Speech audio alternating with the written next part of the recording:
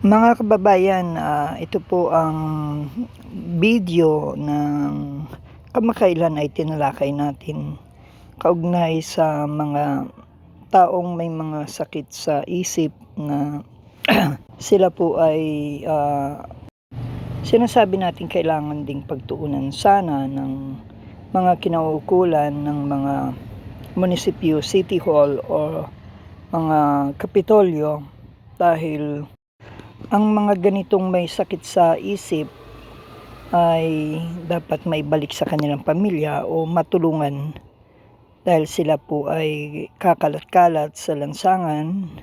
Bagamat sila ho ay nag-i-enjoy na nagagala, pero magandang mapagtuunan sila ng aruga, ng pagkalinga ng pamahalaan na nakasasakop sa kanila. Ito po ay isa sa mga nanggaling po ng Pampanga na may sakit sa isip na nakarating dito sa aming lalawigan ng Aurora, partikular dito sa bayan ng Maria Aurora, kung saan natin siya naoobserbahan at nakausap.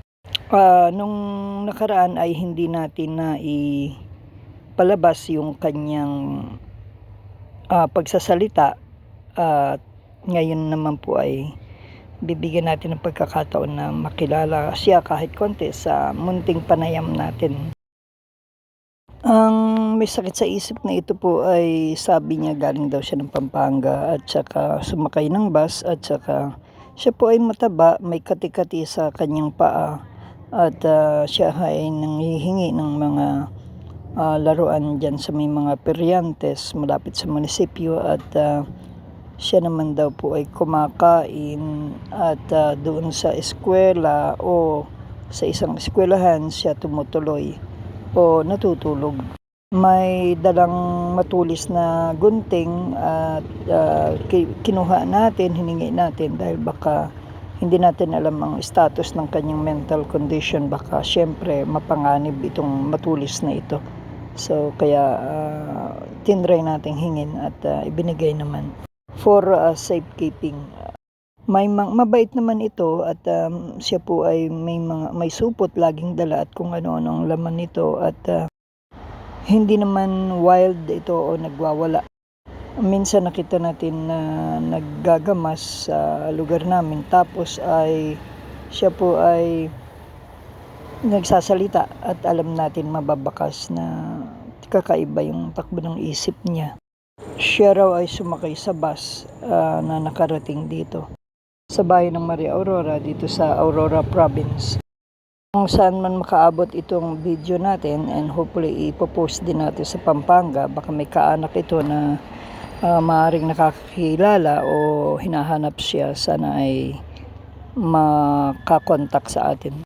Sabi nung ilang mga nakausap natin na kababayan, minsan ay maraming pera din siya at hindi naman niya ninanakaw kundi nalilimusan. Salamat sa mga nagpapakain tsaka nagbibigay ng mga pera sa kanya na nakauunawa sa kalagayan nila. Ilan lamang itong mamang ito na mga pag-alagala dito sa lalawigan ng Aurora na mga may sakit sa isip at kung saan sila abutin ng lamig, ng antok o tulog, kung saan sila namamahinga. Mayroon pa rin pong ilang mga ganitong case na may mental problem ang nasa bahay naman ng mga mahihirap din na magandang matulungan din ang ating pamahalaan bagamat sila ay hindi lubusang nakakaperwisyo, pero meron pa nga noon na iba na tumatakbo ng hubot-hubad na isang babae dito sa poblasyon. Merong ibang nagwawala, yung isang medyo nagiging cause ng mga trouble o problema ay minsan nabubugbog, pero ito ay di umano'y ayon sa kaanak ay ipinagamot niya. Ito yung tinulungan po ng Philippine National Police nung gamutin nila na kanilang ipinost dito sa bayan ng Maria Aurora. Sabi ko nga, bagamat marami ng ganito dito sa ating bansa, sa probinsya, sa bawat bayan, ay maganda rin sanang mapaglaanan ito ng pansin at matulungan sa kung paanong paraan ng ating pamahalaan bago sila tuluyang makapang-merwisyo yung iba na medyo wild at mapahamak naman yung sakali yung ilang mga mababait na may sakit sa isip. Maganda matulungan na sila ay maibalik sa kanilang mga kaanak na handang mag-alaga sa kanila. Pwede rin sa probinsya na kanilang bayan o baka mayroong programa doon sila o magandang pangangalaga sa mga may sakit sa isip. Pa rin yung mga ganito na nandito sa lalawigan ng Aurora ay matagal nang hinahanap. Hindi nila alam kung nasaan na itong kaanak nila. Nandito pala sa Aurora Province. Kaya't natin itong video upang baka makaabot ito sa kaanak nila o baka matulungan ng pamahalang lokal. Ito sa lalawigan ng Aurora. Bahay. Sa bahay mo? Baninay tuto. Saan ka tutulog? Suwela. Suwela. Saan ka kumakain? Taga saan ka? Matanda. Pampanga? Paano ka napunta rito? Saan ka sumakay? Bas. Bus. Bas kulay po. Bas. Kulay pink. Saan ka natutulog dito? Bahay. Saan bahay?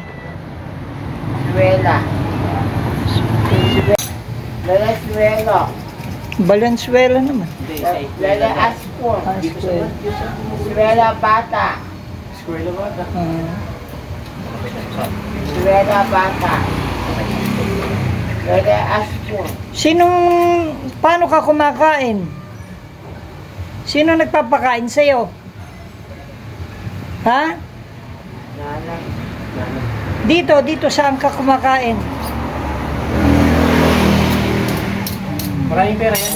O, akin na lang yung gunting, ayaw. Akin na lang. O, pakita. O, pakita. Thank you. Kawawa naman. Masyadong busog. Nasaan yung isa? Okay na ba?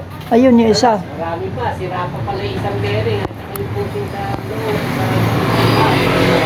Pagbilig ka din. Pangalan mo? Pangalan mo? Ha? Yan. Ay, yung pangalan ng nanay mo? Saan ka sa Pampanga? Madagda. Lala Aspon. Balangga. Balangga. Madagda. Paano ka nagkakapera? Naghihingi ka ba? Saan ka kumakain? Suwela. Eskwela.